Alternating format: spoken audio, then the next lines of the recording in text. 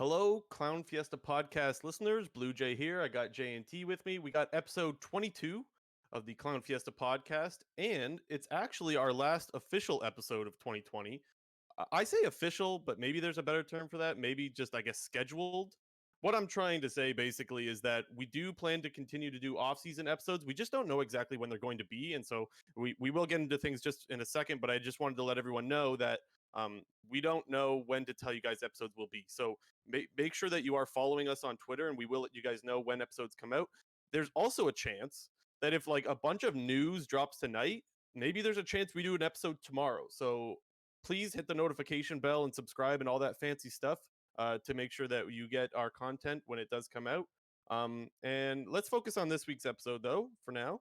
We're going to talk about Worlds, of course. Now, Worlds is actually over. I can't believe it's already over. Time flies. And then we're going to get into more LCS stuff. Of course, there's not as many rumors as there was last week, but there's a couple, and we're going to theorize a little bit on where we think players can land and stuff like that. And of course, we'll talk a little bit about JENSEN's big signing. Anything you want to talk about J&T before we get into World stuff? Well, just to double back to our off-season plans, basically, we're just going to make an episode whenever there is content to make an episode around. So if Right. there's big news that happens, big signings, big implications on the LCS or whatever, we will make an episode about it. So Yeah. And expect potentially sporadic episodes in the off-season, but we will assure you that if there is big news, we will make an episode about it. yeah, and when I say to hit the notification bell, don't worry about us flooding you guys with episodes. We're not going to do a bunch of 2 or 3 minute episodes. We're going to make sure that there's a decent amount to actually make a podcast out of it before we go ahead and do that. But okay, let's get into Worlds because we have a champion for 2020. Spoiler alert, DAMWON took the series 3-1 over Suning.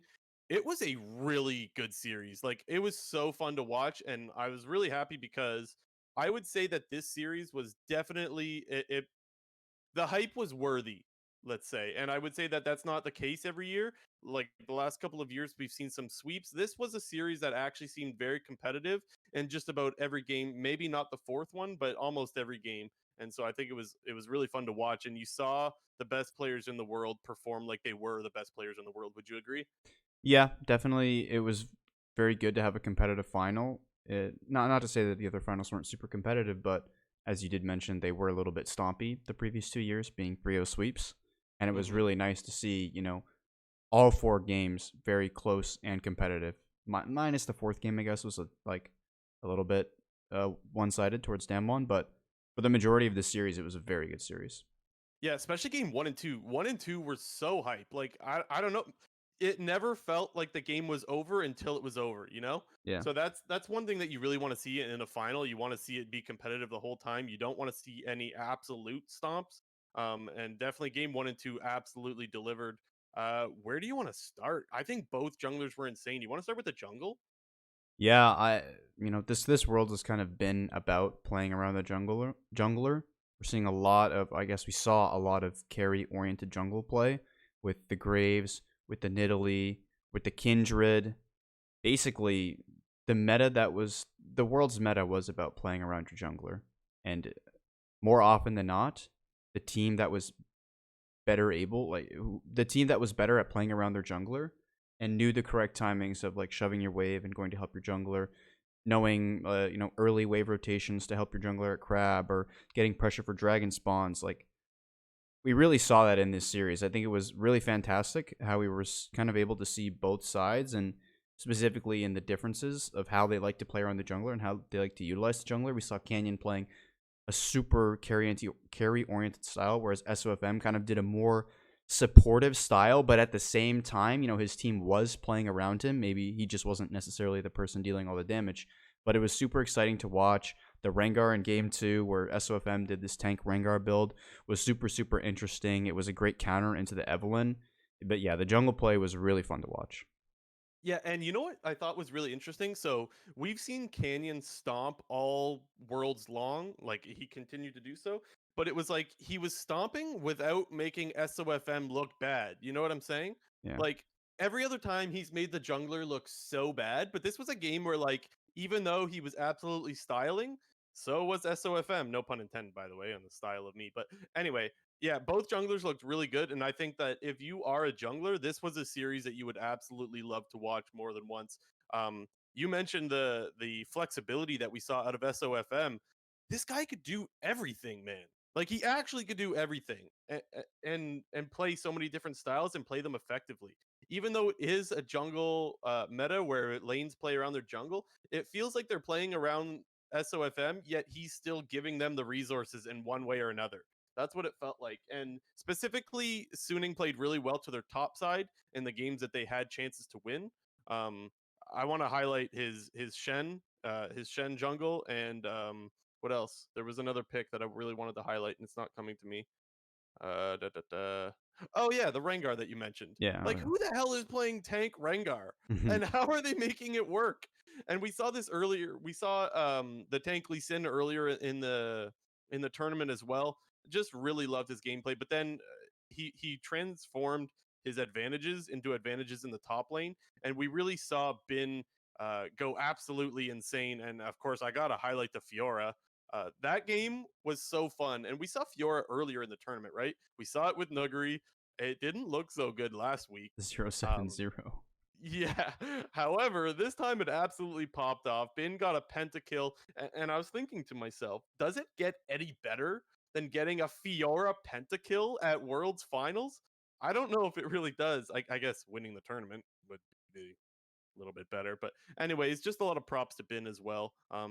Yeah, I loved seeing him play his aggressive style, and I think that Bin was one of the players that was responsible for making top lane so interesting, like it was throughout the whole tournament. I definitely think that Suning's strong points were Bin and SOFM in this series. I know that Huang Feng got a lot of hype and deservedly so, based on his second week of group stage performance and their quarterfinal matchup against JDG, where he just absolutely popped off and just obliterated JDG. Yep. But just taking kind of a step back and looking at Suning's overall world's performances, I would definitely say that Bin and SOFM were the most important and most impactful players on this team, and it did really show in this final. Although Bin kind of had some he had to what we've seen before at this tournament, he had high highs and low lows, and what I think where it really kind of DAMWON managed to edge out this series is they were just they had fewer mistakes. It kind of felt like in this whole series that both the teams were actually on the same level skill wise, but DAMWON was just consistently able to punish Suning's mistakes and make fewer mistakes than Suning.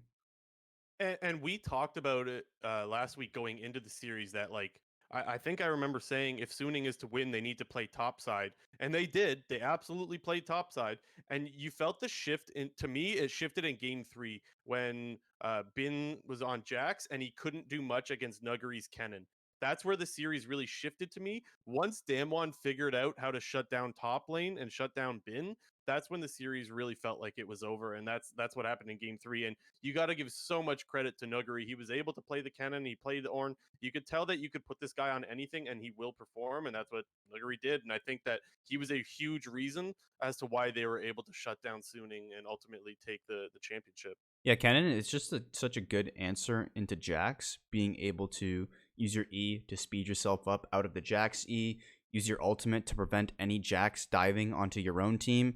It just, in that game 3 especially, it just really felt like that Nuguri was just really able to shut down Suning's entire game plan with this Kennen pick. And we've sort of seen that time and time again with Nuguri's, not necessarily unique, but lesser meta top lane picks that are just able to completely shut down the other team. We saw that in the group stage with his Lulu top. We've seen it with this Kennen a couple of times. This guy's an absolute monster at Kennen. I know Nuguri said that he wants his world skin to be on Kennen, so it's good to see that he got to play Kennen in the World's Finals. And he didn't necessarily have an insane pop off game, but he really managed to stifle all of Suning's game plan in that game.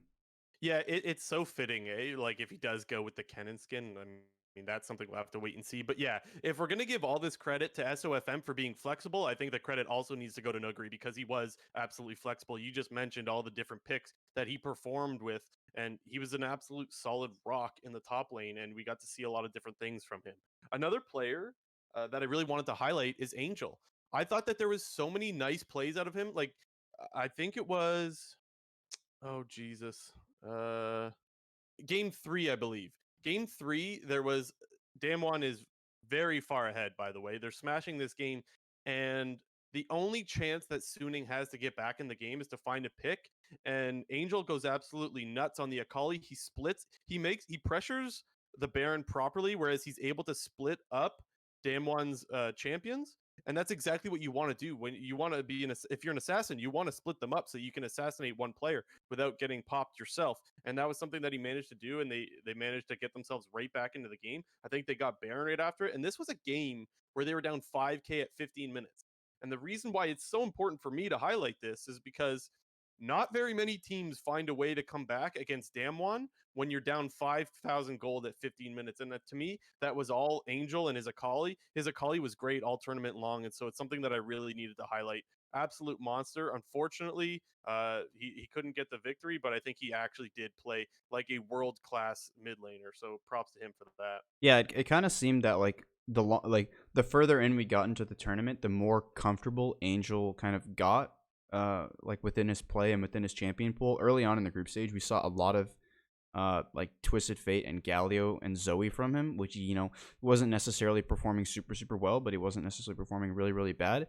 But as the tournament went on and we saw them in the semifinals and we saw them in the finals, we kind of saw Suning put a little bit more into Angel's role into the team, playing a lot more carry-oriented champions like the Akali, like the Syndra.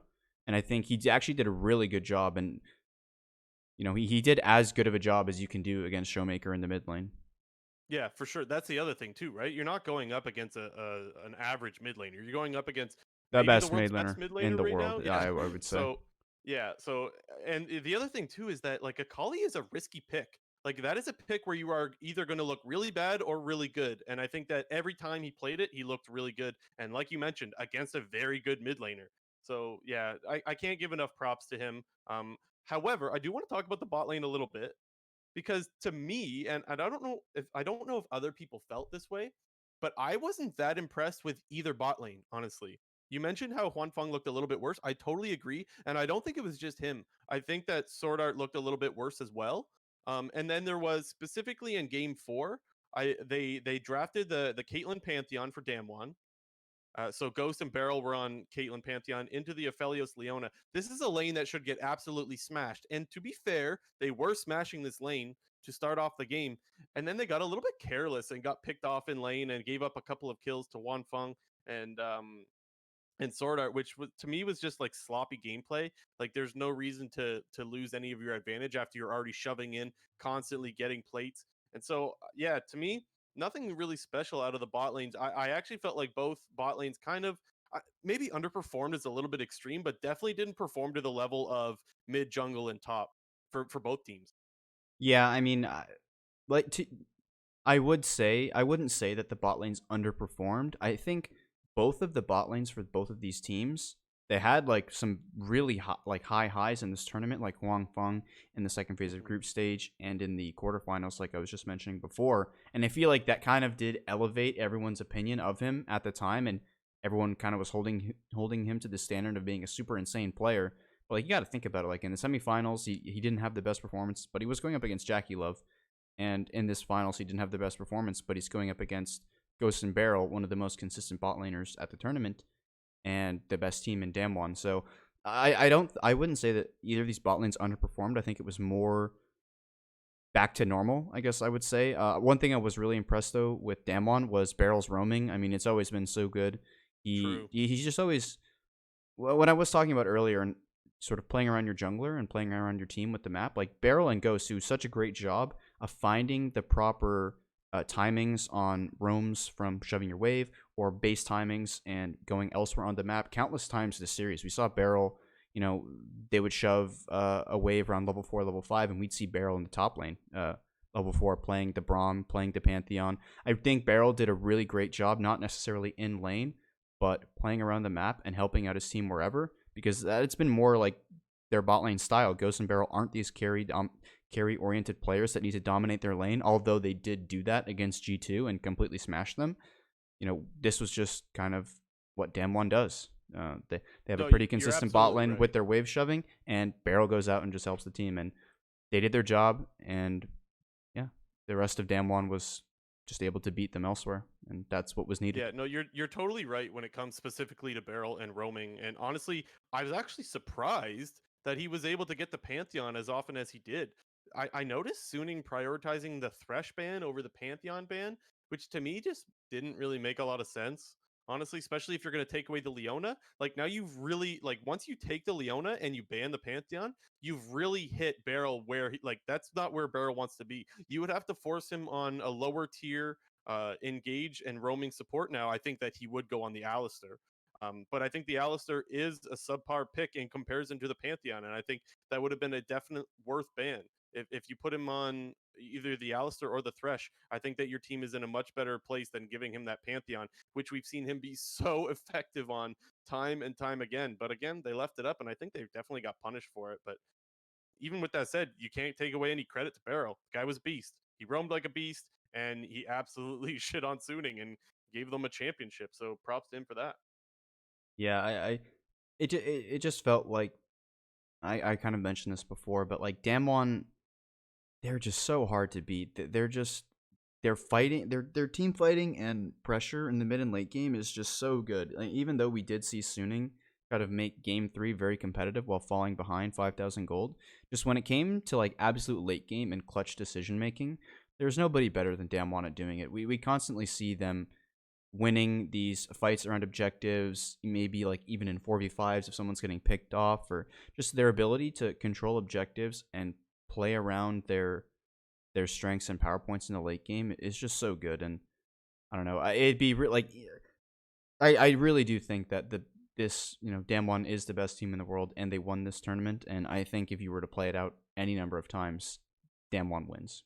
Yeah, that's a good point. Honestly, I totally agree. They were hands down the best team, and it showed. And the thing is, everyone came into the finals predicting Damwon to win. I'm just glad that it was a competitive series, right? That it was there was a lot of interesting games and gameplay. Um, Anything else before we move on? I want to get to the some of our awards, but do you have any other thoughts on finals before we move on?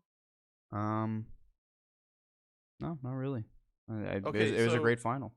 yeah, it was fantastic. Honestly, it was a like you said, it was a great final. This week with our awards, we got a couple of extras, but we're gonna start off with the normal ones: Pop Off and Bean Soup.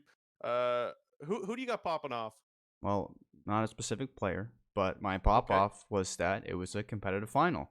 The yeah, last two worlds now, 2018 and 2019, it was a 3-0 stomp fest. And although there were some exciting games in those past couple worlds finals, like I think in like game 2 of G2 FPX was actually pretty close and it was like fun to watch.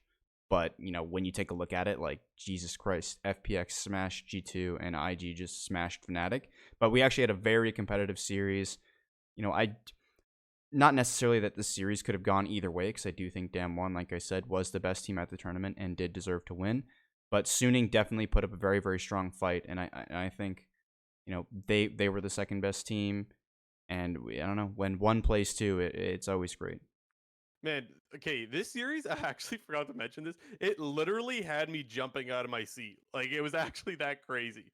I couldn't believe what I was watching just because of how I don't know, man. It's just it's hype because it's finals and whatnot. So definitely worthy of a pop off award. I had to go with Bin. I think I've given it to him. I know I've given him the award once. I don't know if I've given it to him twice. Um, but man, he's actually insane. And the Fiora pentakill was so crazy, so I had to give him pop off just for that reason alone. I've never seen a Fiora be so aggro and so just overbearing. Like so many times, well, and we saw it when Nugri played Fiora. He would try to flank with the Fiora and just get destroyed. This was Bin flanking with Fiora and just cleaning up everyone in the fight. He was an absolute monster. And so to me, it was an easy pop off award to give to him.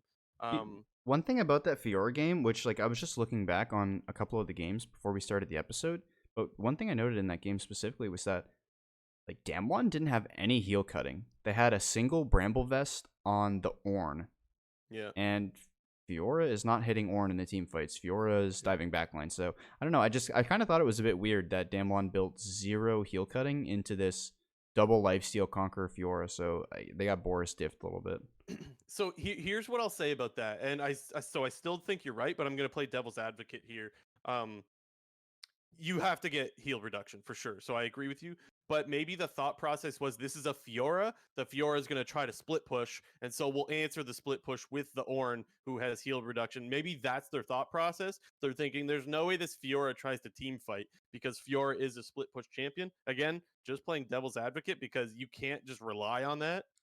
You don't know exactly what's going to happen, but I'm just thinking maybe that was their thought process. I I mean, don't know. also at the same time, they did have this like, lifesteal tank Rengar with like the empowered W's with Conquer as well. So like, I don't know. I think there was like good reasoning to build heal cutting in that game because like you could see in some of those late game team fights, like Rengar was sealing for like a disgusting amount of HP. Like in that play where I think he's like diving in 1v4 to smite the drag and he gets knocked up by Ornn and he drops like 200 HP and then double W's and gains like 1,000 plus HP in 1W. Like, I don't know. Yeah, that's a good point.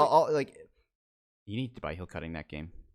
Yeah, I honestly, I agree. I do completely agree.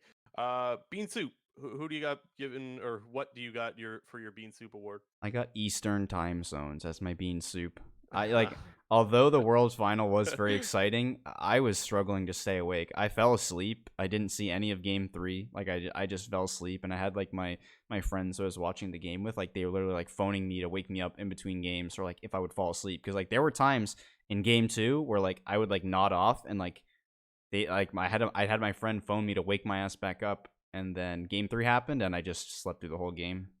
Man, I have a Bean Soup award, but I might just give it to you for falling asleep during World. Man, those games were so fucking hype. I don't know how you fall asleep with It those. was like 8 a.m., bro. I'm tired. It was a bad. I know. But anyways, yeah, I don't know. I guess I'll stick to my guns here on my Bean Soup, but you're definitely a candidate there, JNT. I went this was the Reddit post inspired. The World's drops. They were shit. Oh, true. And yeah, they were awful, and there was a lot of talk and hype around Worlds drops. And for such a huge tournament, yeah, you gotta have better drops. That I don't even know if I got anything. There was like icons or some shit. Yeah, I got one drop, and it was I think it was an SKT icon. I don't want an icon, man. I mean, don't get me wrong. Yeah, icons are cool. Like, I guess I don't know. Really lackluster for announcing that they're gonna have drops, and then like it felt like there was really nothing. So I'm giving Bean Soup to that. Whoever was responsible for the drops, that sucked. But I don't have anything more to say. That sucked. We got another award though. MVP of Worlds is actually what we're gonna do for this one. Who was your Worlds MVP this year? And to be clear, we are doing the whole tournament, correct? Yes. Okay, so who is your Worlds MVP? I gave it to Bin.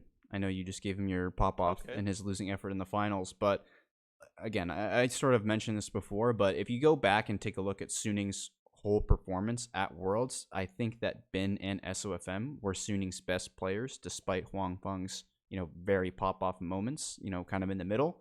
But going back and looking at kind of like the way that this team operated and the way that Bin played and the way that he was able to either keep his team in the game or make those game-winning plays to, like, in the clutch moments to win.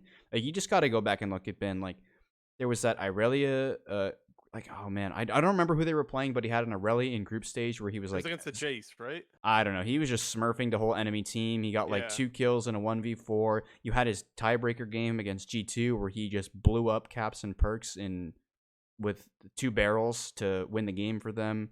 Oh, that play was nuts. He kind of obliterated 369 in the semifinals. He was able to like shut down Zoom. Like, there were so many like top laners that he went up against and just did such a fantastic job either shutting them down or doing as much as he could to stop them. Like, you got like I was going back and just looking at like the caliber of top laners that he faced, and it was pretty insane. Group stage, he had Impact and Wonder, 2 very solid top laners and are world class. He had Zoom, a top laner who came into this tournament with a ton of hype. People, he was in the debate for best top laner in the tournament. He then went against 369, who during the tournament looked like one of the best top laners.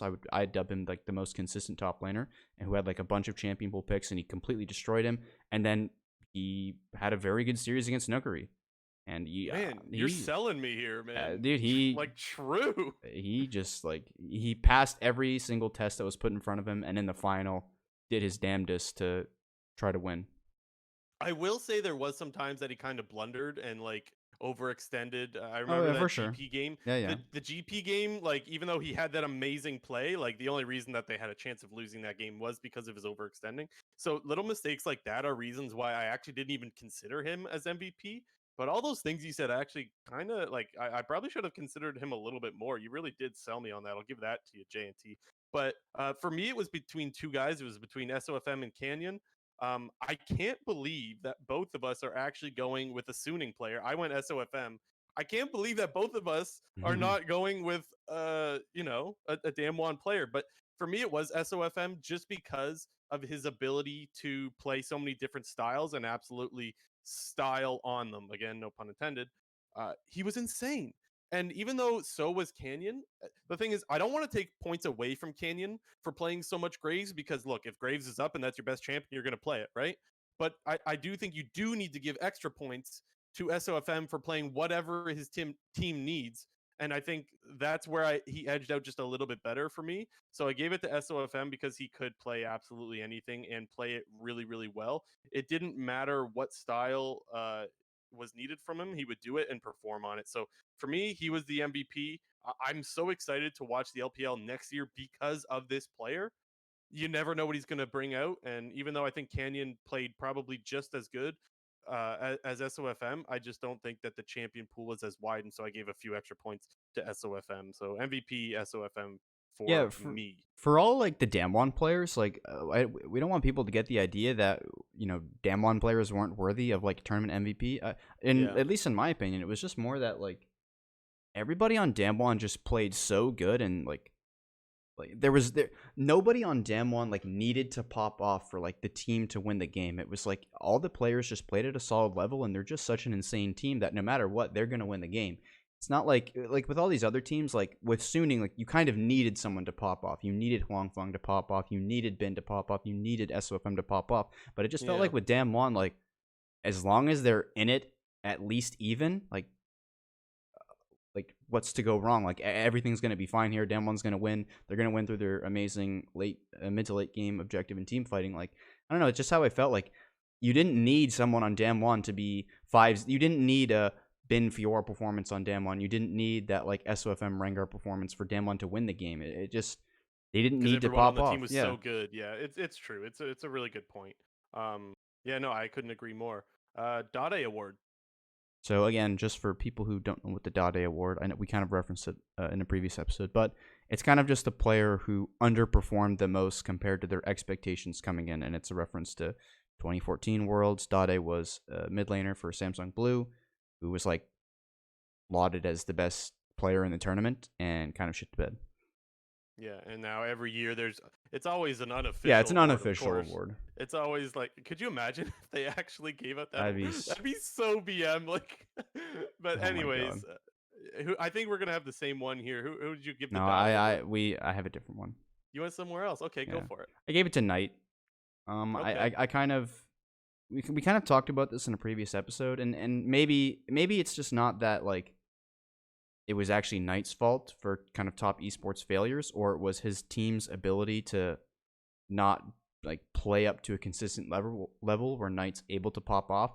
But I have mentioned before, Knight just felt very invisible in a lot of top esports games. Like in a lot of their wins, it was way more sided towards Jackie Lover 369, and in their losses, it kind of just felt like Knight was sitting there farming, not really attempting to make any plays to get his team back into the game, and they never really gave like Knight the keys to the car to go do his thing. And like I said, it's maybe not necessarily Knight's fault, but Knight's kind of just lack of impact makes me want to give him this award. Yeah, so I honestly I don't agree, but I do see where you're coming from. But the reason why I don't agree is just because I do think that he was still a good player, and he performed well. Yes, he did not perform to the level of the hype. However, he was hyped as the best player in the tournament. That is very difficult hype to live up to when It's there true. are so many other monsters in the tournament. We just talked about how Damwon is a team full of them, and how SOFM and Bin and Angel were all absolutely amazing. Also, then there's Caps. Like, there's so many players that you need to outperform, and they're all gods. So it's like, how do I outperform all of these players? So that's why I don't agree, but I do see the argument. With that said, I went with Kanavi. That was another player that was also incredibly hyped. And for me, he definitely underperformed. However, I will say that this award is not specific to Kanavi. I think it's the fact that he wasn't able to play his style, and I think it was similar with Karsa. Um, this is a guy that absolutely pops off when he can play playmaking champions like Lee Sin. That's what this guy is known for, is the Lee Sin plays. And he wasn't playing as much Lee Sin. He had some Lilia games. I can't remember exactly everything that he was playing, but like, let's be honest, the play style that you get with a Lilia versus a Lee Sin is totally different, right? And he was playing these kinds of champions.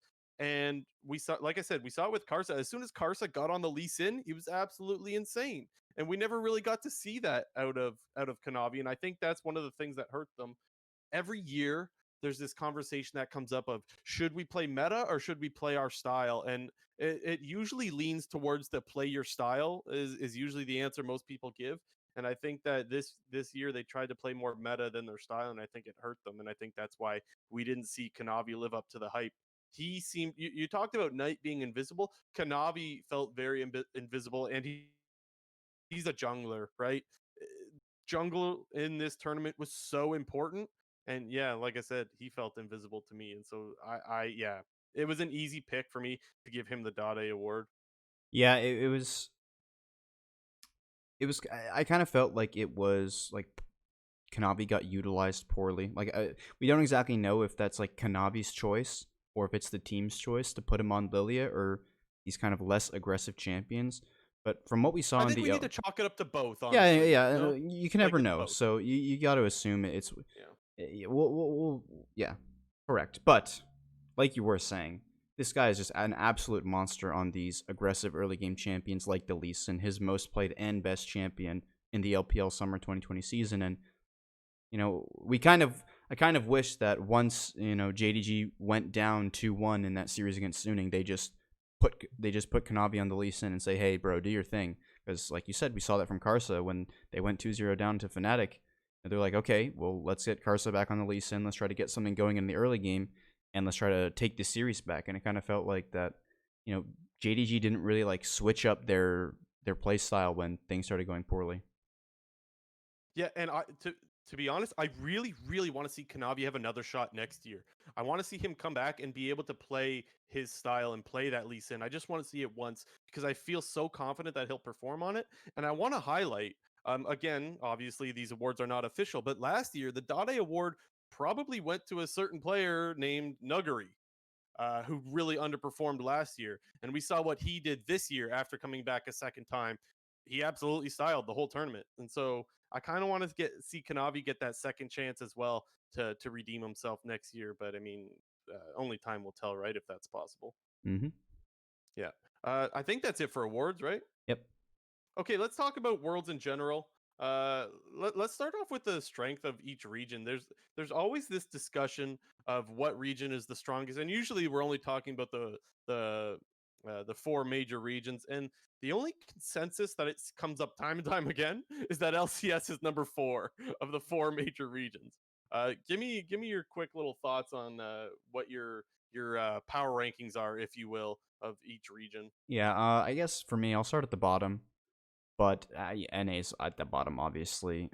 No doubt. Although I do think that people kind of got engulfed with this whole 06 TSM like meme that everyone thought that NA's performance was just so absolutely terrible, unacceptable, like what's going on in North America. But, yes, while TSM did very poorly and heavily underperformed, like I still think that Team Liquid and FlyQuest put up decent performances against some top teams in this league. We saw TL take a game off Suning, who, as we now know, was the second best team at the tournament, and they took a game off G2 as well, who was also doing pretty well at the tournament. Team Liquid's major failure at this tournament was, again, we don't necessarily know, but taking Machi for like granted maybe a little bit, or thinking that they were going to be a much easier team to beat than they actually were. But TL wins that Machi game, and there's a 3-way tie for first place in that group, and who knows, maybe TL is sitting first or second seed in the knockout stage and gets a good draw into them, and who knows, like you never can really know. But it really did seem that like Team Liquid in that week 2, they were able to sort of figure it out, and they did look like a pretty good team. Kind of similar, same on the FlyQuest side, where in that week too, they took a game off Top Esports. They smashed Unicorns of Love in both of those games off the back of Power of Evil, absolutely carrying. But they look like a decent team, and they put up some good fights. So, although North America was the worst region, kind of by far, it wasn't as bad as I think people are making it out to be.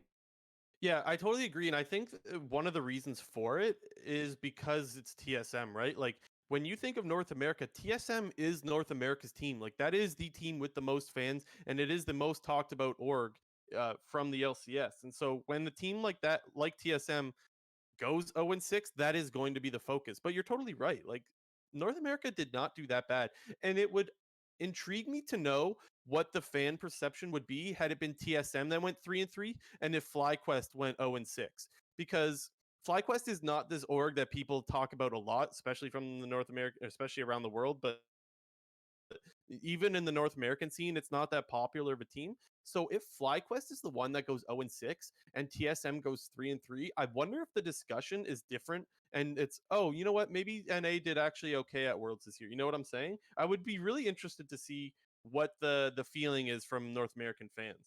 I mean, I definitely agree. I think if the reverse happened, if TSM went 3-3, didn't make it out, and if FlyQuest went 0-6, I think there'd be I think there'd be like zero discussions or flame because at least Yeah. going into it, I had FlyQuest pegged as the worst team in Group D. Not necessarily because I thought they were the worst team. I just thought that Unicorns of Love was on a bit of an upswing and that they would probably take the 2-0 against them.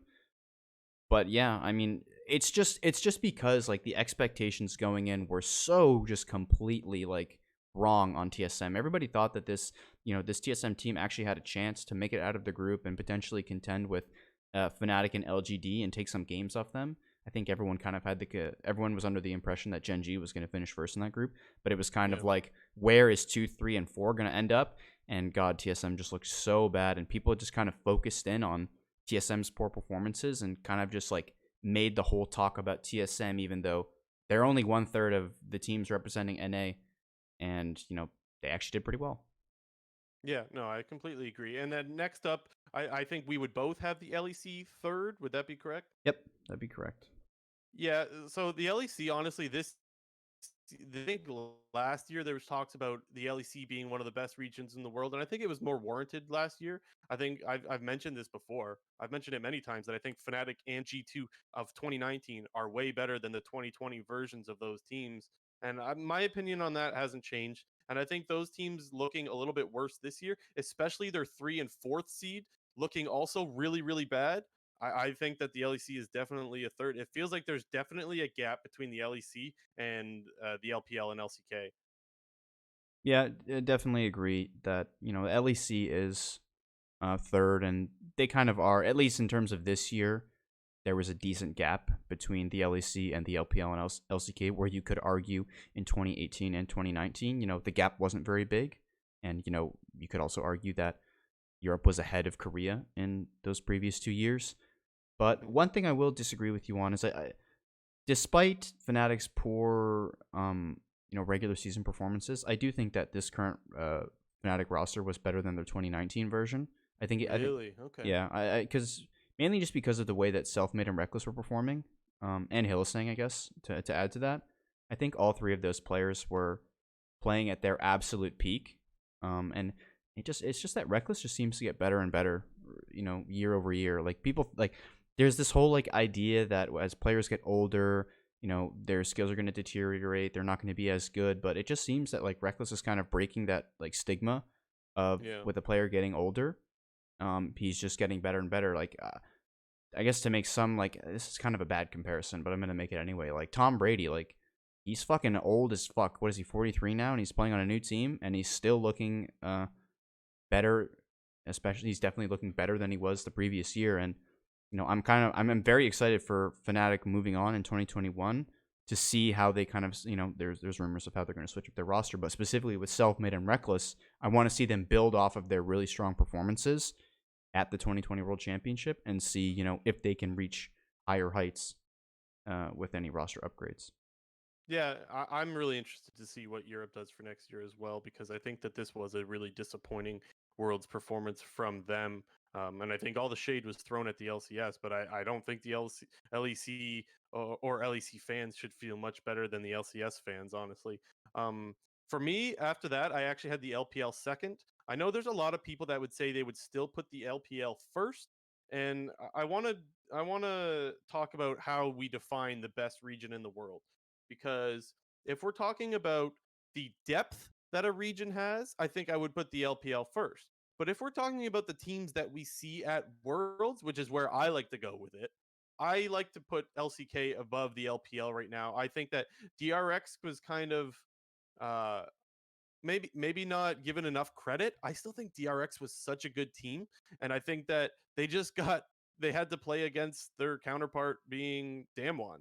And I think that if they don't run into DAMWON, there's a very good chance that they win just about any other series as long as it's not against Suning.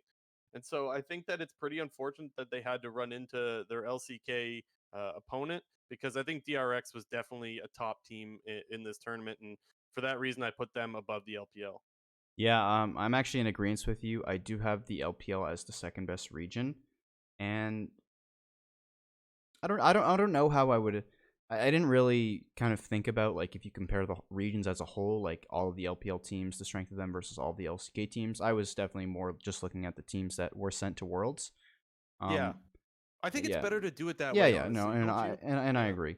But I'm completely in agreement with you that DRX, man, they just got unlucky. Like they got really Yeah, unlucky drawing into Dam 1. Like true. we had already seen that best of 5 2 times in 2020, and in the summer split we just saw how Dam 1 just obliterated them 3-0, and we kind of just saw the same thing. But we've mentioned when we were talking about this series is Dam 1 just plays DRX's style just better than them. And Yeah. now that Worlds is like finally coming to a close, like we're starting to hear like a lot about like scrim results. And there was just a Reddit post today saying that G2 thought that DRX was actually the best team at like in scrims. They were the most difficult matchup for them. They thought that DRX was actually better than Dam 1 from their scrim results, and they thought that both the two Korean teams in Dam 1 and DRX were actually better than all the LPL teams. But I had the LPL number 2. And also, if you take a look at it, like JDG, they kind of underperformed. Um, LGD didn't necessarily have the best performances, and Top Esports, although they looked very dominant in the group stage, they kind of had a pretty big fall off in their quarterfinals and their semifinal matches. Where They you didn't take, seem like a number one seed, right? yeah, they did in the group stage, but not in the knockout stage. Right, which is when it matters way more. Yeah, and then I mean, if you just take a look at it, like pound for pound, I guess like 3 LCK teams made it out, 3 LPL teams made it out. Dam 1 won, but like I don't know, like it's hard to tell, but I do have the LCK favored. I do think Dam 1 is significantly better than all 3 of the LPL teams, and there obviously is going to be debate where you would rank DRX in comparison to Top Esports and Suning. Most people would just say that Top Esports is better than DRX because of their 2-0 over them in the group stage. But I think both of those games were really, really close. Could have gone either way if DRX maybe had a better early game in that first game against Top Esports. But at the end of it, Dam 1 was the world champion. They're from the LCK. I'd favor them over all the LPL teams, and that was kind of my like final reasoning for putting the LCK over because they won Worlds. Yeah, I also the other reason why I don't like to do the full depth, because first of all there's 17 teams in the LPL. Like it's very obvious that they have full depth. But also we don't see those teams play like different regions at Worlds. And if we're going to compare region to region, I like to compare once we've seen teams that play each other cross, different leagues. So that's why I think it's the best way to do it is to consider just the teams that go to Worlds. And the other one thing that I wanted to add on to your point, you mentioned how G2 thought that DRX was an amazing team when they scrimmed. Grabs mentioned that they went 0-12 against DRX in scrims. That is very, very telling. If G2, which is a good team at this tournament, loses 12 games in a row to DRX, I think you know that this is a really good team. And I think, yeah, that's just something else that I wanted to add in there. Before we move on, I want to talk about other things and just get your thoughts about general things about this Worlds. Did you have any extra thoughts just about Worlds in general? Um, Not exactly. I mean, this there's the topic is being brought up again about like double elimination format at Worlds, and Hmm. I do think that that sort of take is a little bit biased just because of the results that we've gotten from the previous two world championships and just kind of like the stompiness of some of the series that we saw. But a lot of Mhm. these, like in this world championship, it was very competitive throughout the entire tournament. Group stage was very competitive. We saw, some really good games to decide number one versus number two in the group stage. There was no 6-0 team. Obviously TSM went 0-6, but regardless of that, like it was still fairly competitive for the most part. And I don't know. I thought that this format of Worlds, it's still a good format. I don't think that we need to see any major format changes unless there is some like format that will be able to like make Worlds better with double elimination, but keep it in the same time frame, because I just don't think it's actually possible to make Worlds double elimination without either reducing the number, like reducing the number of teams, or like the number of like games that like the number of games or series, sorry, that they play, without this tournament becoming like a 2-month long tournament. So I like the format of Worlds. It was a really good Worlds this year. Thought it was very competitive throughout the entire time, and we saw the rise of some newcomers on like the top of the world stage with Suning. Yeah. My take on the whole format thing is that I'm open to hearing different ideas about the format, but pretty much what you said, I kind of agree with. I'm not disappointed by this format, and I do think you get to see good League of Legends. One thing I will say about this Worlds overall is that I do think that the group stage and leading up to finals was less exciting. There wasn't a lot of upsets and stuff like that, but I will say the Worlds finals were definitely more exciting. So that's one good thing that I'll say about this tournament. And then, of course, the meta I thought was great. We saw it shift a lot. You remember at the start of the tournament, we were seeing Twitch for Con, and then that shifted pretty quick. We got to see a lot of different fun stuff in jungle and top lane and mid, even, honestly. So I think that the meta was great as well. We didn't have any disappointing meta like the Ardent Sensor meta that we saw back in season 7. That's the absolute nightmare, right? And people talk about that meta all the time because that is worst case scenario. But this meta was great, and we got to see a lot of fun stuff. And so overall, I think that it was a good Worlds. Maybe not the best because group stage didn't have a lot of upsets, but definitely a good world championship and a great tournament. And I don't think any fans would walk away from this tournament disappointed. Um, with that said, though, let's talk a little bit more about North America now. There is some news to share. Let's start off with the JENSEN news. JENSEN signed a huge contract with Team Liquid, signed for 4.2 million over 3 years. So he will be getting $1.4 million per season. What are your initial thoughts on this signing? I have some of my own, but I want to get yours first. Well, at this current time, I would assume that that's probably the biggest contract. I would have to assume. I wonder that too, Like honestly. the Your the biggest only contract, what the are you only saying, in the world or North yeah, America? no, in North America obviously, Yeah, but because Faker's getting more, right? oh yeah, like the Yeah. only ones I could like you could make an argument that could be more are the recent one that Alfari signed, because it was kind of confirmed that it's 7 figures per year. Whatever contract that Doublelift signed when he came to TSM back on and for the extension that he signed when he came to TSM at the start of the summer split. Although if I was TSM, I wouldn't have signed him for some ridiculous price because of his performance in spring. And I don't know, I can't really think of any other contracts at the current moment that It's the could biggest we've outvalue heard, that. right? Yeah. So it's Like the biggest we've heard. the only ones I could imagine that could potentially beat it would be if Perks were to come to NA and he'd go to like a Yep. C9 or a TSM, or like some cracked like import that North America brings over. Right, it would have to be, and people talk about Chovy maybe coming to North America. I don't know if I think that's incredibly likely. I do think that teams are interested in him, and I think he'll get offers that will exceed the 1.2 or 1.4 million per year. But ultimately, we haven't seen anything. I would say that there's potential that Bjergsen or Doublelift have gotten more than the 1.4, but that's the issue with these contracts not being public. Only some of them are, and I think over time we're going to see more and more of those contracts become public. But yeah, I mean, at this point, it's all speculation as to whether it's the biggest contract. Here's what I will say, though. I think that Bjergsen retiring made that contract worth a little bit more. Just because you want to make sure that TSM's not going to take JENSEN away from you. Yeah, There's probably. not a lot of resident mid laners that can perform at a top tier. Who do we got? We got JENSEN is left, Pobelter's left, Demonte, I guess Ryoma now. Am I missing some? Who am I missing? There's not a lot of NA mid laners. We got Jizuke in the league. We got PoE. We got Diski. There's a bunch of mid laners that are not resident players, and so I think Jensen being a resident was really the reason why we saw such a massive contract. Yeah, I don't know, like it was pretty crazy. Like when the contract like first got announced, like people were just like, he's getting paid what? Like I remember like in Travis's like Yeah, YouTube video he made it hella clickbaity. He was like, Team Liquid's mid laner is making what? And I was like, well, okay, well, let me see. 1.4 million, like damn, damn. like you gotta think about that for a second there. Like esports kids making money now. Yeah, yeah, for sure. And just some other news. Not exactly huge news, but some free agencies coming out of Academy. C9 Inori is now a free agent, and Golden Guardians Hard. Um, the reason why I think Hard is worth mentioning is just because he actually had a pretty disappointing year. Honestly, I thought that it was Spring Split that he performed really well, and I went back and looked. It was actually summer of last year that this guy was talked about as being such a good jungler and maybe worthy of an LCS spot. But after his performance this year in Academy, I don't think that he's that valuable anymore. Yeah, there's just some announcements there, and then some other rumors that I heard.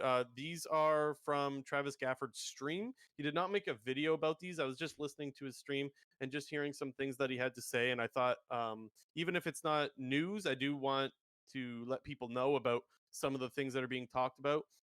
So he heard that Perks won't be playing for G2. This is not a big surprise. This isn't anything crazy, but that's just something that he had heard. But he also mentioned he isn't sure if Perks will be playing anywhere next year, which that I don't think that that means that he thinks Perks won't be playing.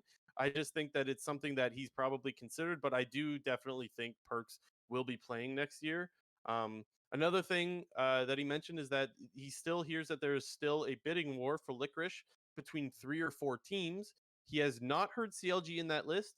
And I quote here, he said, I don't think they will send him to a place he really doesn't want to go, end quote. So I think we talked about Licorice potentially going to different places, and we said that CLG would definitely be one of those places that you don't want to go, right? So that's that. Yeah. What else on here?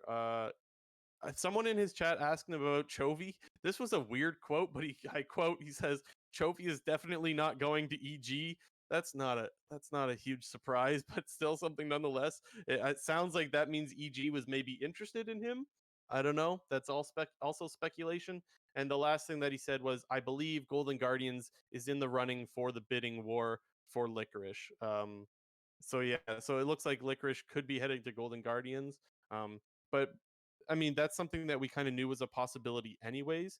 I do want to get some of your thoughts now. Last week we gave more about the news about um, what the rumors were. This week I want to be a little bit more creative, and I encourage our listeners to try to be a little creative in what they think could happen as well. I want to get some of your thoughts, JNT, on what you think could be some potential roster moves or potential lineups going into 2021. Yeah, I just want to note before I sort of get into it a little bit. Hmm. But we have in the NALCS, we have a lot of like marquee players that are going to be free agents and marquee players that are kind of up for bid. And we've just Yep. mentioned that Licorice, his contract is going to be traded to some team and then probably most likely re-signed by whatever team gets him.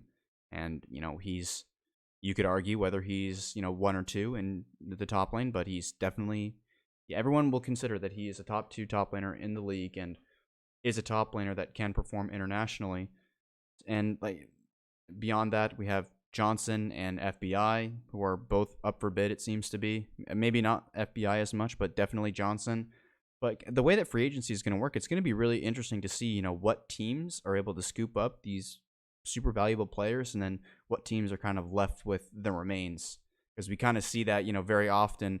I don't know if people saw the we've referenced it a couple times on this podcast so far, but the Golden Guardians kind of behind the scenes of free agency last year, where they were obviously True. trying to get presumably Vulcan or somebody else, another marquee support to fill in their bot lane, and then that didn't happen, and then they kind of got stuck with role swap Keith as their support. So it'll be very interesting to see, how free agency, like kind of the way that everything falls and what players go where, and subsequently like what teams kind of are scrambling to pick up players. But what I did was I kind of went through each team and figured what is the best roster that they could put together within reason. Obviously, I'm not going to say that they're going to pick up all the best players and that's going to be that. Like CLG obviously doesn't have the uh like the value or the brand or like the amount of money to pay all the top players to come to their team. So I kind of figured out, I kind of drafted, what roster a team can build, but within reason. So I'll start with Okay, 100 so Thieves. Okay, go ahead. Sorry. yeah, no. I just want to make sure that everyone knows, just to clarify for sure that you guys know, this is not anything. This are not predictions. This is not what J&T thinks will happen. This is purely just what is the best case scenario for each team. So this might take a little while. So let's get into it and go ahead. Let's get her going. So I started with 100 Thieves. I'm just going like alphabetical order, but the only thing that we know about 100 Thieves is that Sunday is going to for sure still be on this team, obviously, because he's their best player and he's still under contract.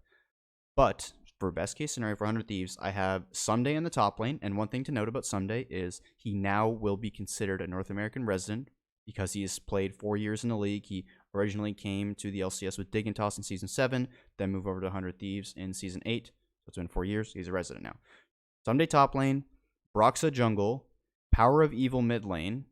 So their two imports would be Broxa and Power of Evil, JENSEN ADC, and Diamond support from Cloud9 Academy. Okay. So here's what I like a lot about that. I actually have considered Broxa going to 100 Thieves as well because they can use that import slot. So that's something that I had in mind. That's not anything that I want to predict, but that to me was something that I put in my notes as an interesting landing spot. The roster that I see possible for 100 Thieves for me is I actually had Someday, Broxa, Pobelter mid, FBI, and Huhi. And the reason why I think Pobelter is more likely is just because even though I do think that 100T is looking to spend, I think that they're more interested in getting FBI. And I don't know if you can afford to get FBI and Power of Evil. So I actually put Pobelter in there. I still think Pobelter has some left in the tank. And I think that that's a decent mid laner that you can get while spending a little bit more on Broxa and FBI. And then I also just think that FBI and Huhi are potentially a package deal. I don't think they absolutely have to be, but I think that you want that bot lane that performs so well. And so I don't think you want to pull that apart. And Huhi is a free agent. And we know that 100 Thieves is in the bidding war for FBI. So those are my thoughts there. But yeah, really interesting. I like that we both thought about Broxa going to 100 Thieves. But Mm-hmm. anyways, what's next on your list? Who you got Next next? up, I got CLG. And obviously, when I'm saying within reason, it's because, teams like CLG are most likely not going to be able to pick up all these, the top players, and they'll kind of be left with the table scraps. But Okay. I actually think, like, there are a lot of decent players that are going to be up, that are going to be on the bottom end of free agents, but are still solid players. So for CLG, I had Hanser top lane, Xmithy Okay. jungle, Pobelter mid lane, Cody Sun ADC, and Diamond support from Cloud9 Academy. So to me, this just sounds like exactly the kind of lineup that CLG would have to go with. It's not that these players are bad, however, they're not top tier. And like you said, if you're CLG, you have to go with what's left. And by the way, CLG is not not the only organization that's going to have to deal with that. I think Immortals is going to have to deal with that. I think Dignitas is going to have to deal with that, and I think FlyQuest is going to have to deal with that. So to me, that sounds like a realistic lineup. The only one that I don't know if it will happen is the Hanser one. I mean, honestly though, come to think of it, maybe that is the landing destination for Hanser. I take that back. I think that is actually totally realistic, and yeah, that sounds like a fair lineup to me, like a realistic and reasonable one. Next. Okay, next up, I have C9. Um, Pretty much, it's just their exact same roster. The only question mark is kind of this whole news about perks, being available and potentially coming to North America. And, as we've referenced in our last week's episode in the Travis Scafford video, it was kind of rumored that Niski, he's not guaranteed to be the starter. And the only way I would see that is if C9 could find a suitable upgrade. Like, I don't think, like, there's no reason to kind of side grade with Niski because he is a solid player. And, although he did heavily underperform in the playoffs and towards the end of the split, he's definitely a solid player and kind of synergizes with Blabber really well. So if they were to get perks, perks, I would obviously slot perks in there, but I just have their current roster. Yeah, and the other thing I want to mention as well is that um TSM and C9, I think, are the only teams that can afford Perk. Yes. I not only just that, maybe there's other teams that could afford, but I don't think he would go to other teams. Like Yeah. EG has shown that they could spend, but I don't think he would go to a team like EG. I think he would only be willing to go to one of those well-established orgs in North America. So that's the only reasonable landing destination for Perks in my opinion, but I still think it's more likely that he ends up on Fnatic. But and the other thing that I want to mention about Cloud9 as well is that we didn't think that Fudge would be replacing Licorice, and so maybe it's also possible that Palafox replaces Niski. Just something to throw out there. Do I think it's likely to happen? No, but it could. For the people that don't know, Palafox is C9 Academy's mid laner. Yes, yes. Thank you for that Just because clarification. everyone might not know who he is. Yep, yep. No, that's good clarification. Thank you. All right, what's next on the Next list? up, I got Dignitas, and I only have one new player on their roster. Mainly Mid because laner. yes, mid laner, but mainly Okay. because I actually think that currently Dignitas has a lot of solid pieces on their squad, and it's just a matter of being able to bring it all together. And I think an off season of practice and a much better mid laner can achieve that. So in the top lane, I have Lorlo. Jungle, I have Dardoch. He's one that's already been confirmed for Dignitas because they announced that he's coming back for 2021. Mid laner, I had Power of Evil, and bot lane, I had Johnson and Aframu. Okay, so you're thinking maybe they decide to put on the brakes and maybe they don't get rid of Johnson. Well, that's the best case scenario if for them It is the because best they case should not scenario. get rid of Johnson.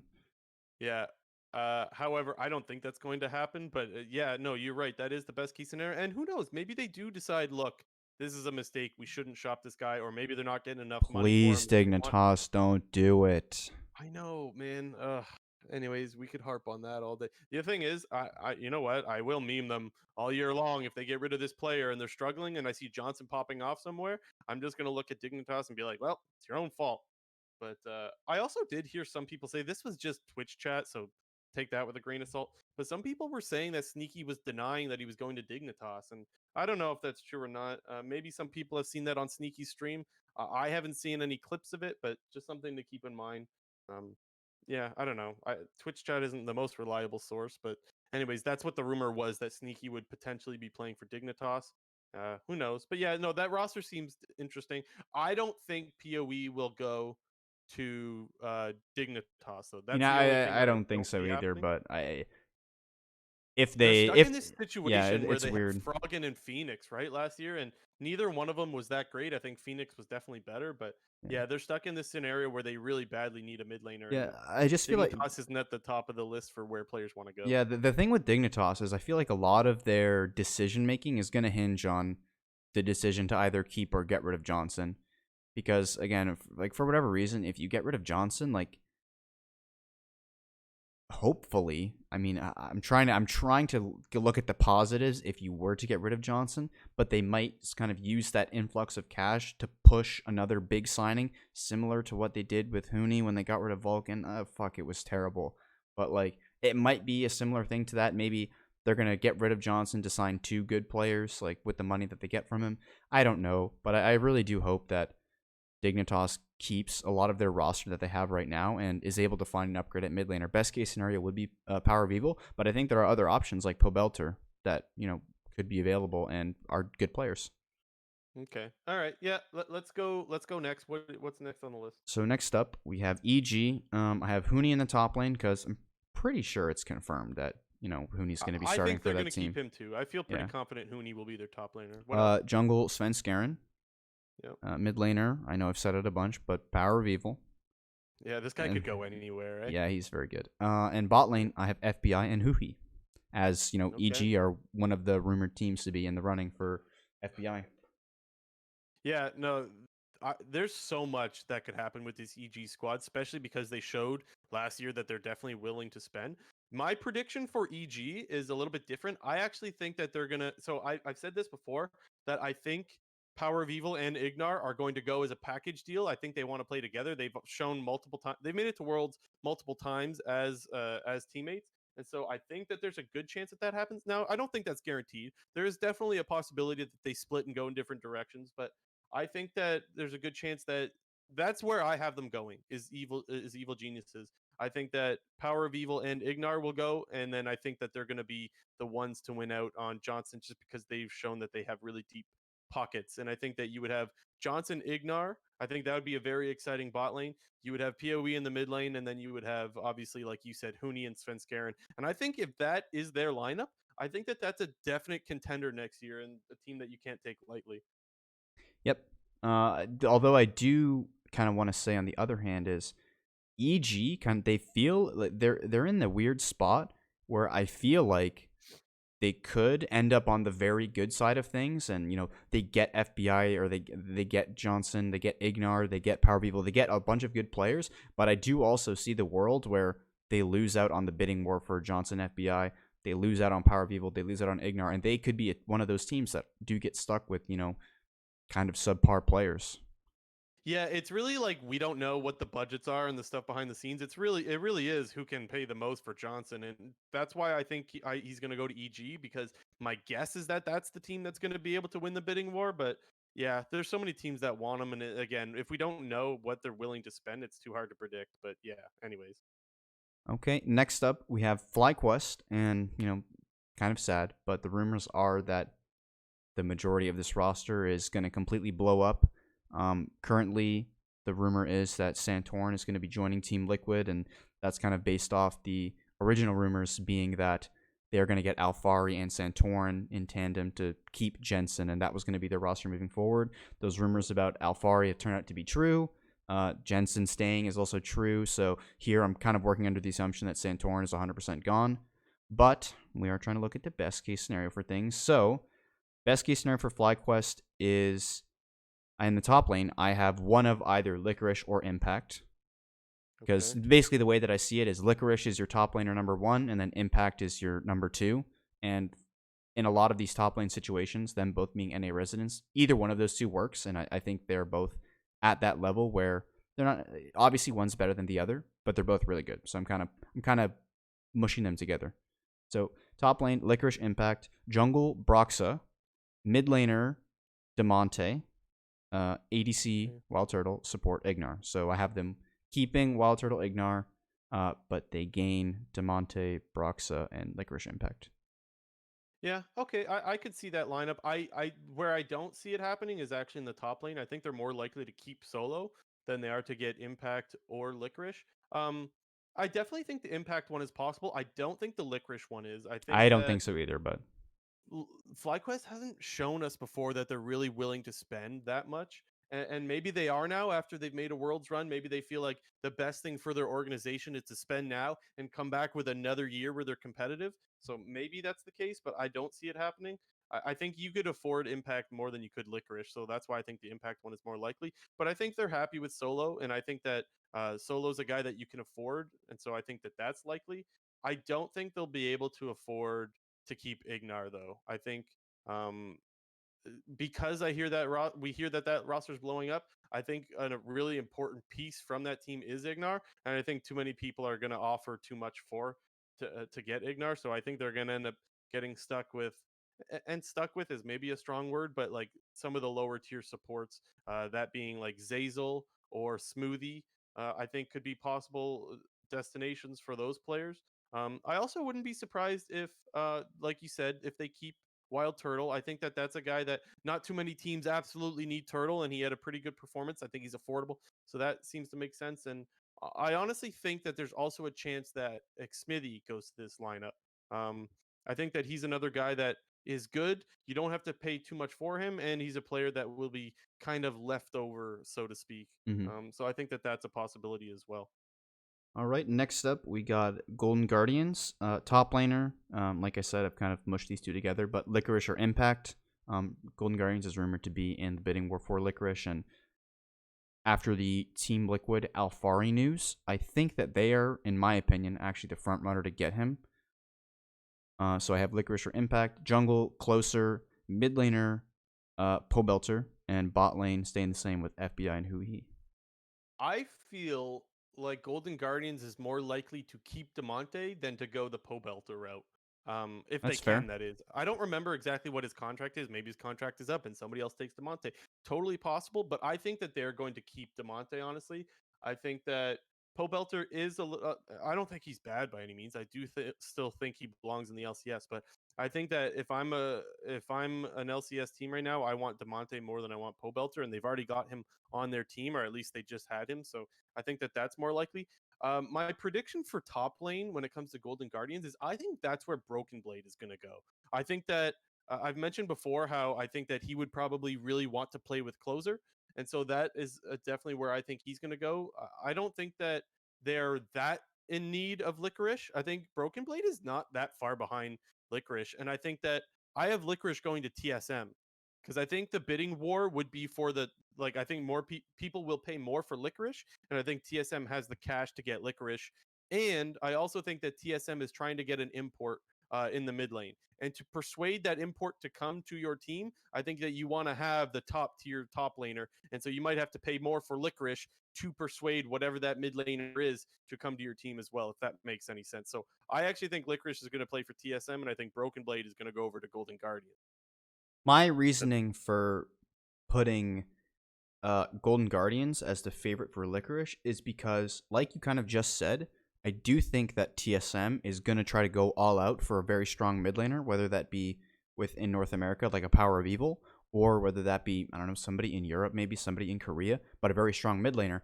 And I kind of look at it from the standpoint of when taking a look at that TSM rosters, they're going to have a big carry in the mid lane with whomever it is, and they're going to have a big, he's not a carry right now, but a heavy resource carry player in Doublelift, and I kind of don't see like Licorice fitting the best in with that sort of a team.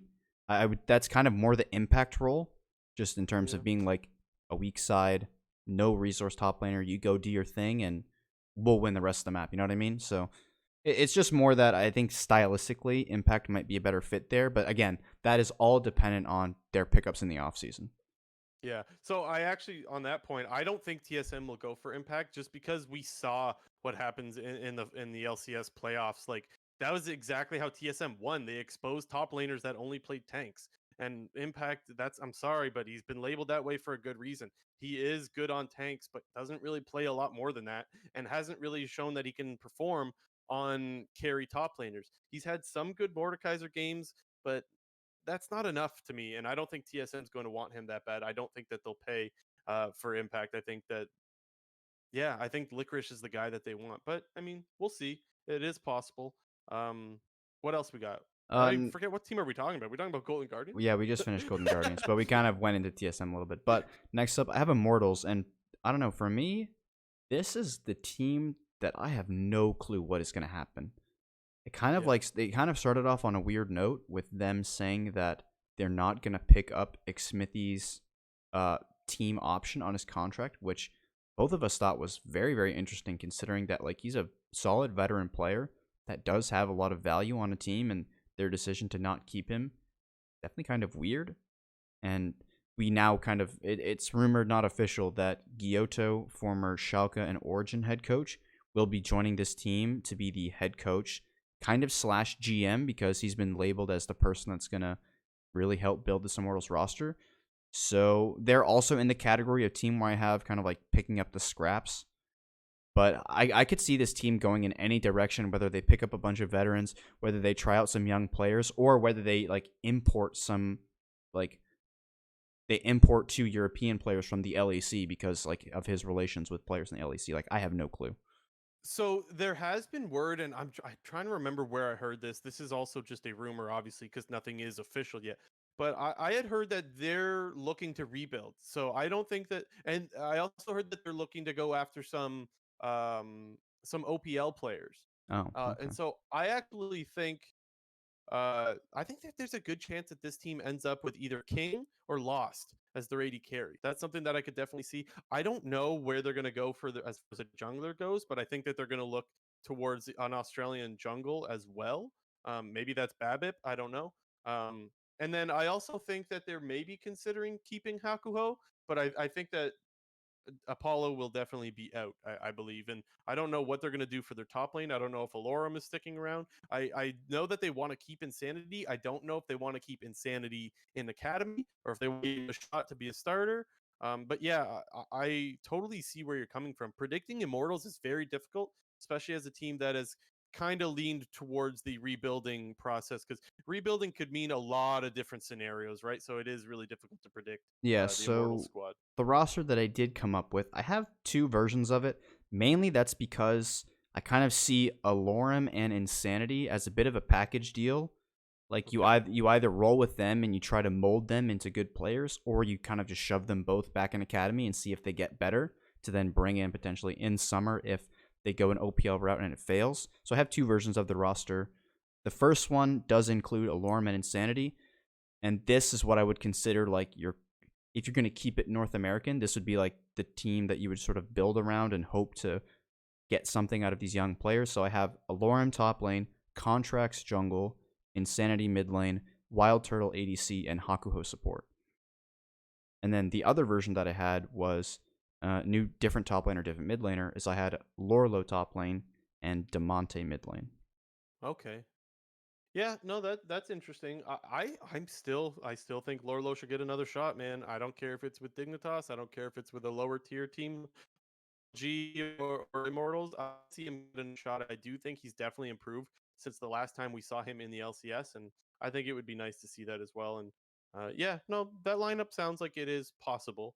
I wouldn't say likely because I think they want to go the OPL route, but definitely possible. But anyways, All right. what's next? Next up, we got Team Liquid, and I already discussed this a little bit before, but the rumors, if they're true, and they seem to be true, Yeah. Team Liquid's roster is going to be Alfari, Santorin, Jensen, Tactical, and Core JJ. The only unconfirmed piece is Santorin, but like we said, based off the previous rumors that have turned out to be true, we're kind of running under the assumption that they are going to get Santorin for the jungle position. Yeah, there's not much else to say. That seems like it's very likely that that's going to be the roster. And while it's not for sure, to predict anything else would be kind of just weird, right? Like you would Yeah. just be predicting it for the sake of predicting something different. Like I think there's probably a 95% chance that this team gets Santorin. And while that's not a for sure thing and other things could happen, that just makes the most sense. So I think we should go off that assumption for now until we hear different. Yep. And last up, we got TSM. I have Licorice slash Impact, Spica, Power of Evil, Double Lift, Ignar. Say that one more time. You got Impact Spica? Uh, Licorice slash Impact, because I've said I've Okay. kind of grouped them together. Okay. Spica, Power of Evil, Double Lift, and then Ignar. Yeah, so the one thing that I want to say about TSM is that for me the worst case scenario for this team is to get Power of Evil and Ignar. Um, while I said I already predict that I think those guys are going to go over to EG, the reason why I think they're going to go over to EG is because I do think TSM will find other players to import. Um, maybe they can't find a support. I don't know how many. It really all depends on how many players from mid or support are willing to come to North America. But when it comes to like bidding war or being able to convince imports to come to the North American region, TSM is going to be the team with the most power to be able to do that with sheer just money and just the reputation they have. Yes, they get memed on a lot, but you know what? They are still North America's team, and it is still a prestigious team. Like there is still something to be able to say that you played for TSM. They're your New York Yankees, if you will, right? So Yeah, um, I agree. I think the worst case scenario is if they can't convince a Perks or a Chovy or something along those lines. If they can't convince those players to come to TSM, I think they will be able to outspend Evil Geniuses and get the Power of Evil and Ignar duo, and I think that fills up their lineup really well. And like I mentioned before, I think Licorice is going to go to their team. I think that they want Licorice a whole lot more, just stylistically it fits better for what they want, and I think he's just a better player than Impact, and I think that they have the cash to spend to get him. So I think that yeah, that's my prediction: is Licorice goes to TSM.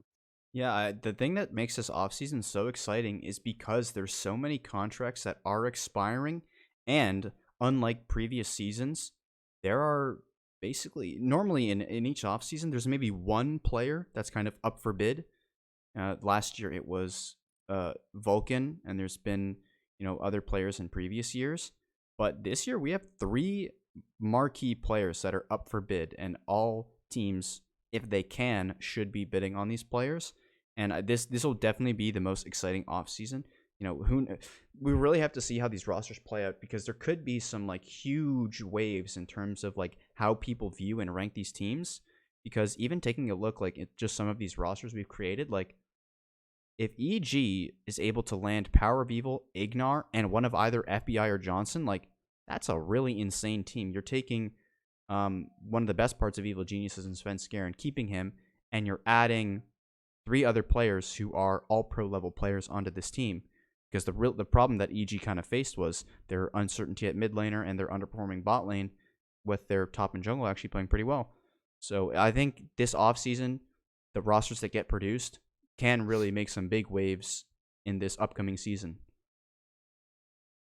Yeah. And so before we move on, I want to get our listeners' opinions or thoughts on some of this stuff. And so what I'm going to do is I'm actually going to name off a lot of different names of all players that could be up to play in the LCS in the upcoming split. And I want people to, if you feel like you want to, please feel free to drop a comment in the comment section or in the live chat about something you want to see. And just to give you a little bit of inspiration, I'm going to name off all those players that are available. And I'm going to start off, I'm going to go role by role just so you know how many potential players there are. And just there's so many different scenarios. But I'll start off with top lane. I'm going to try to do this as quick as possible. Try to stick with me here because there's a lot of names. But for top lane, what we know or what we feel comfortable in predicting is that 100 Thieves will have Someday, C9 will have Fudge, EG will have Huni, and TL will have Alfari. So there's only 6 spots available on the other remaining teams.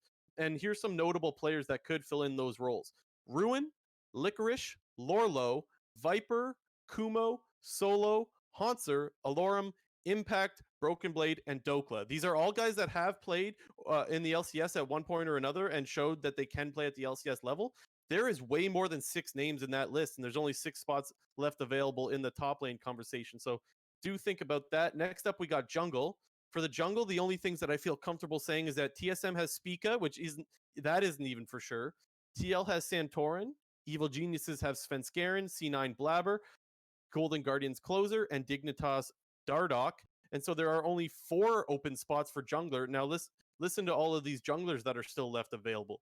That's Meteos, Contracts, Broxa, Wiggly, Acadian, Xmithy, Inori, Potluck, and Hard. Now, Hard is like a so-so. I don't think he had that great of a year, so I don't think he's really that deserving of a spot, but definitely a lot more than 4 names on that list as well. In the mid lane, the only mid laner that I feel confident in saying will be on a team is Jensen for Team Liquid. All the other 9 slots are, to me, are there is potential for change there. C9 is the only one that like you could maybe say Maybe, is safe, yeah. but we really don't know.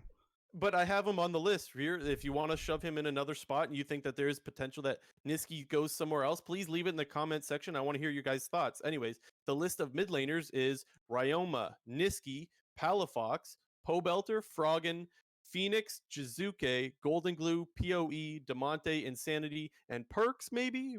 We talked a little bit about the potential of Perks going to some teams. So obviously a lot of names there, 9 spots for the 9 mid lane spots.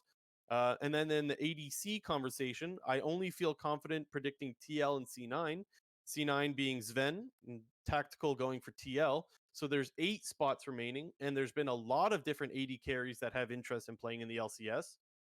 Them being Cody Sun, Stixay, Johnson, Turtle, FBI, Altec, Apollo, Doublelift, of course, Sneaky, Arrow, Lost, Definitely, and King. So that's 13 other 80 carries. Now, I do think that it's likely that Doublelift goes to TSM, but there was rumors or word that they were looking for upset. So there is a chance that Doublelift gets replaced, and that's why I didn't put him in the TSM slot. But the point is that there's only 8 slots there, and that's 13 80 carries that could realistically play in the LCS.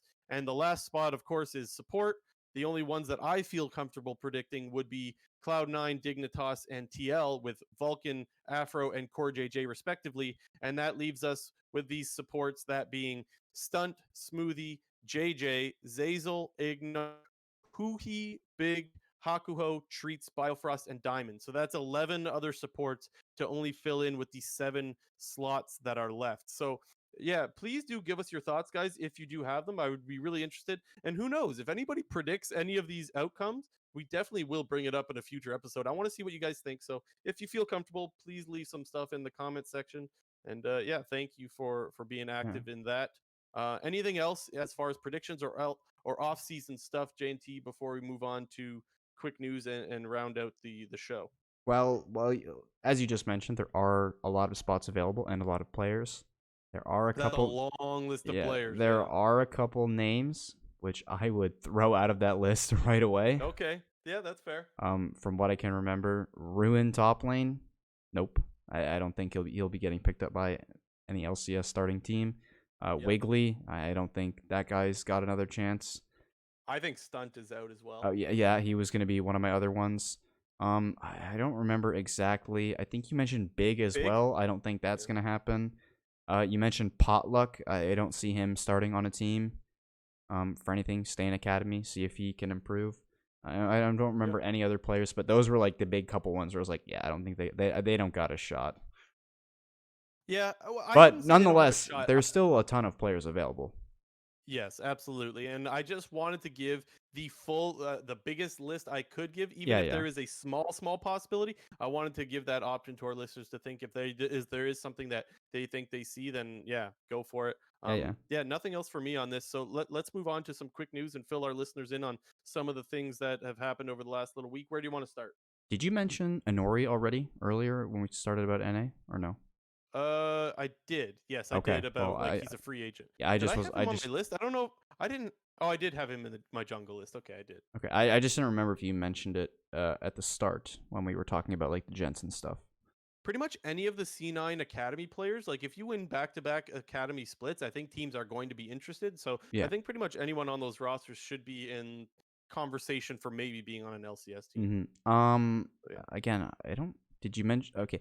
If you didn't mention it, Peter Dunn, the former Mad Lions head coach, Hmm. is getting signed by Evil Geniuses, which I think is a pretty solid pickup. Although Mad Lions had a pretty disappointing World Championship run, I think he definitely did a lot and got a lot out of his rookie players in the Mad Lions, and I think he, whether or not EG gets some star young players like a Johnson, like an FBI, I think he'll be a solid addition to the squad. The only thing that I have to say about that is that because like I said, I don't like to speculate too much about how effective a coach is, because we don't exactly know everything.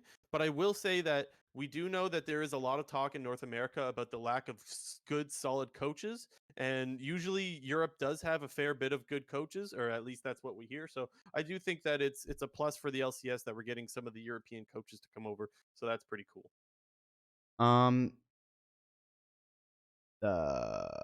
Hold on, sorry, I just know because I have some of these in the list that we've already discussed.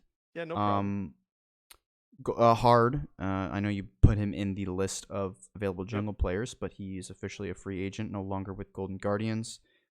He had I was looking back because I was like, Golden Guardians hard. Like he's already been in LCS and kind of failed, but he actually had some decent academy performances from looking back on it. Golden Guardians was Yeah. actually in the both splits. I believe they were a playoff team, and I think they were in the finals of Spring Split, if I'm not mistaken.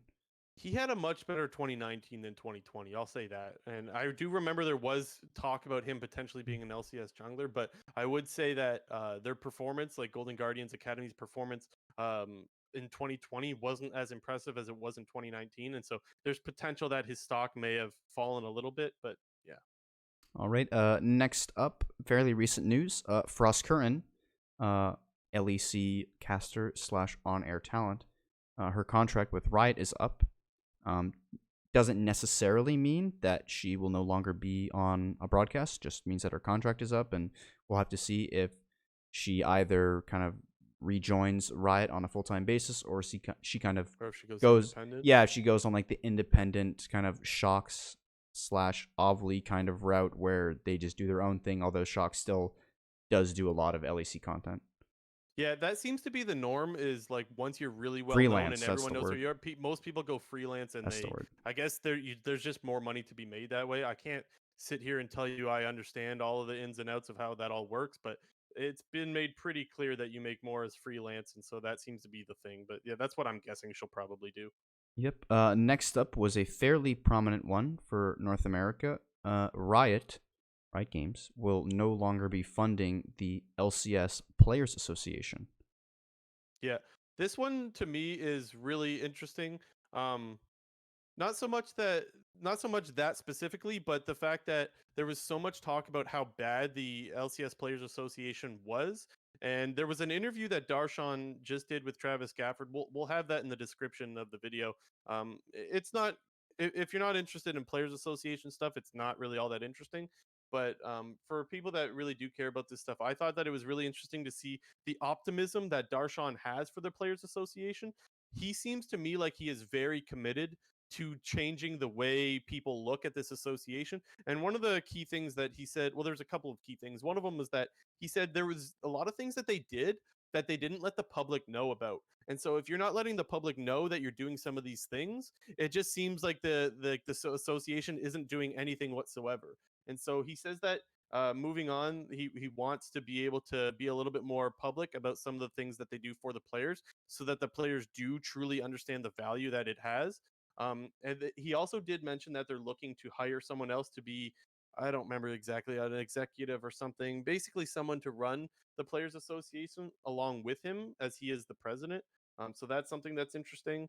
And what else did he say? Oh, the other thing that I wanted to point out is that I don't know if it's fair to be able, like, I just think that to be the president of this association would take so much of your time to deal with so many of the many issues that the players have, while also trying to keep your career as a pro player. Like, let's not forget that he still plays in academy, and it takes a lot of your time to continue to try to be a pro. And so I think that the best thing for the association is to have a president that isn't actually a player. I think being a player just takes up too much of your time, and I think it's difficult to juggle both. But he seems like he's up for it anyways, and that's how that's gonna go. But yeah, I do expect to see a little bit more, uh, a li- some improvements, let's say, in the Players Association moving forward. Yeah, uh, definitely is very interesting, kind of the direction that they're moving, and I definitely agree with you that I think to properly run the Players Association, you probably have to find somebody who is able to commit to it full time, as there is going to be much less resources going into it. But at the same time, me personally, I do not see Darshan getting another shot on an LCS starting roster.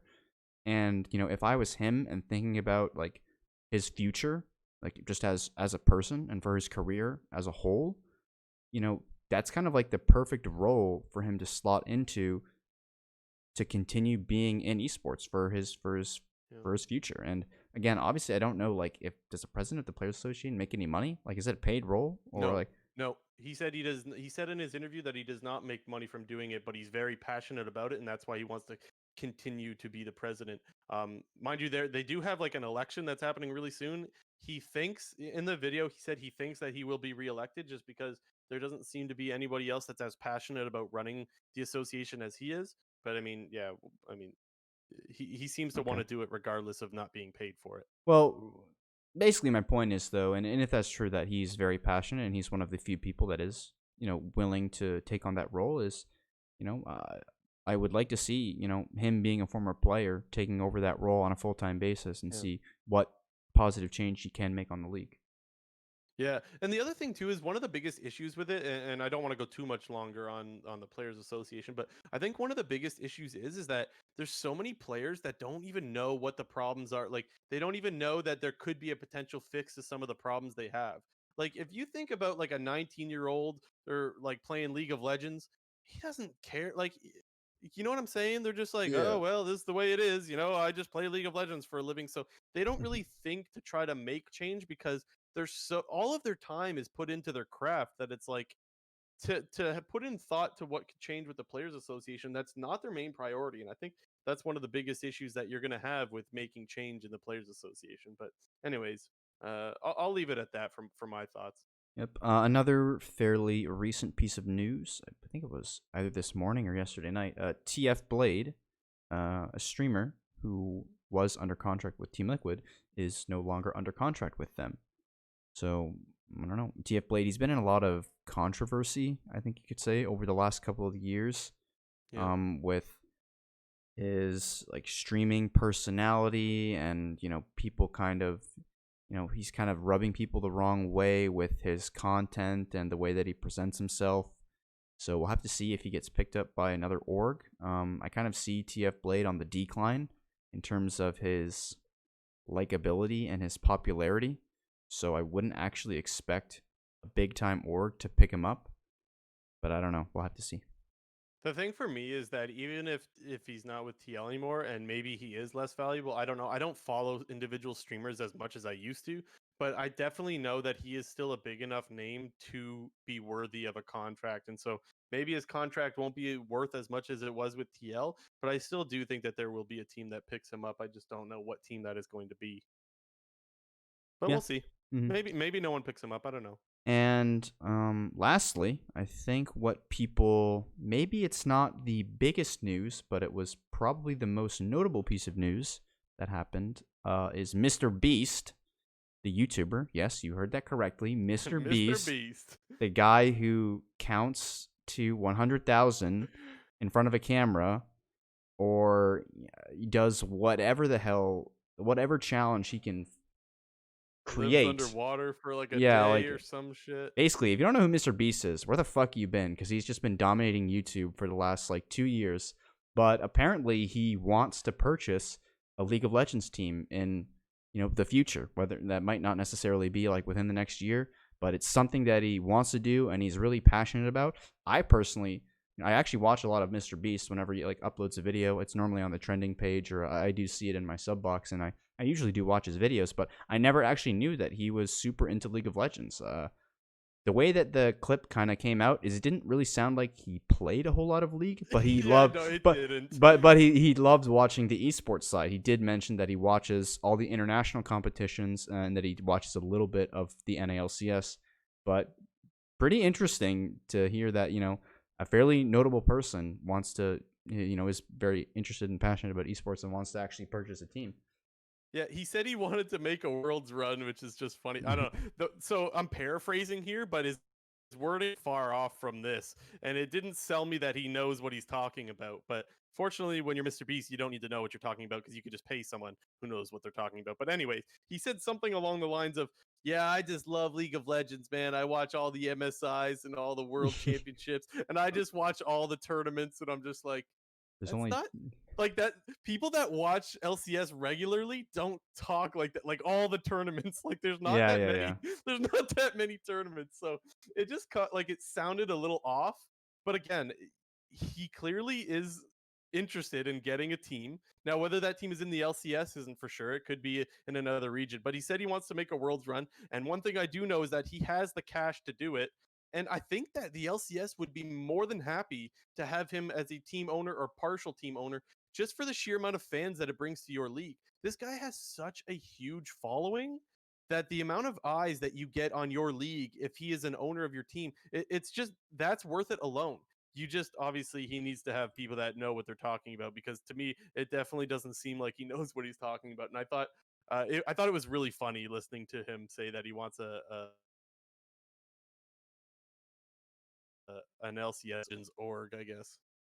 But Yeah. anyway, Like to me, it would kind of like, yes, although in the clip or whatever, it didn't seem like he knew, like he didn't really know exactly what he was talking about. He kind of just was seemed like he was excited and was just kind of rambling. But yeah, he does kind of have that like nade shot effect that it was kind yes, of it was a person behind the brand. And yep. although Mr. Beast might not necessarily know all the ins and outs of League, one thing that he is really good about is one, running his business of his YouTube channel and making money, which Yeah. you know, if anyone They'll knows find a way to if get any views. if Like they any will make some content. if anybody knows business just like Jason Francis, that'd be Mr. Beast. Yeah. Um the funniest comment, so we'll leave a link in the description for the little clip or whatever, but did you see the top Reddit comment on that Reddit thread? No. It was really funny. It was last person to take their hand off the Nexus Oh yeah. gets TSM. I saw that That was actually, yeah. so I did see funny, that. man.